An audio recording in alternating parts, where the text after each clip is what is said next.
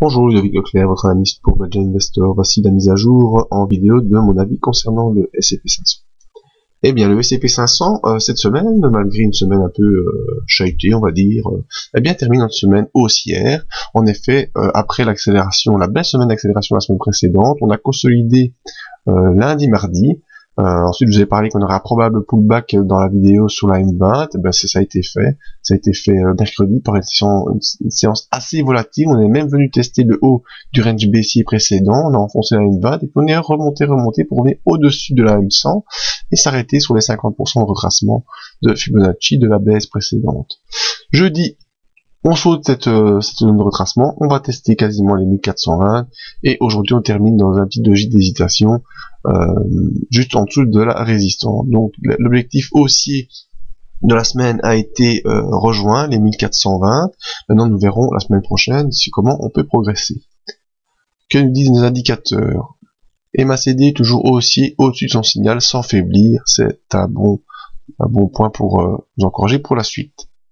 Le stochastique, toujours haussier sans défaillir au-dessus de son signal, mais il ne pourra pas aller beaucoup plus loin, le 100 étant le maximum, il va probablement latéraliser, voire peut-être un peu consolider.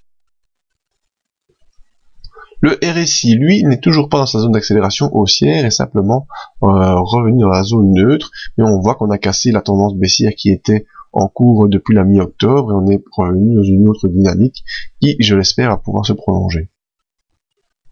Et sur les volumes, mais là c'est criant, vous voyez les volumes, alors qu'on était dans une phase baissière de volume, même si on n'a pas fait des points bas qui étaient de plus en plus bas, on n'arrivait pas à repasser sur des points hauts. Maintenant, on voit que les volumes réaugmentent une nouvelle fois et sont en phase d'accélération, les volumes acheteurs. Donc, que penser pour la semaine prochaine? Eh bien, je pense que on aura encore une fois un retour sur les 50%, peut-être dès lundi, peut-être courant de semaine, mais on devra prendre appui sur ces 50% pour franchir la zone des 1420. L'objectif que je fixerai pour la semaine prochaine, ce serait de rejoindre les 1435, ce serait un bon point. Donc c'est 72% ici qui a déjà fait office de résistance début novembre.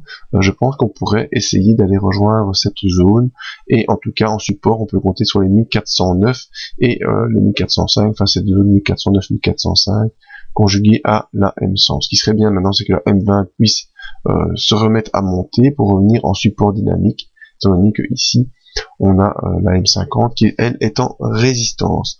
Donc pour la semaine prochaine, surveillez le range entre 1420 et 1405. Si on tombe sous les 1405, ben là c'est un mauvais signal, on pourrait déjà rejoindre la M20, et si on arrive à franchir les 1420, eh bien, je pense qu'on pourrait aller rapidement retourner sur les 1435, et en tout cas, aller rejoindre cette ligne oblique. Et tout ça, nous verrons dans les briefings que vous avez tous les matins sur le site à partir de mardi. Pour faire la mise à jour de cette analyse, venez voir nos autres analyses sur indice matières premières, le petit adresse mail pour me joindre, et la page Facebook pour les mises à jour. Merci, à la semaine prochaine.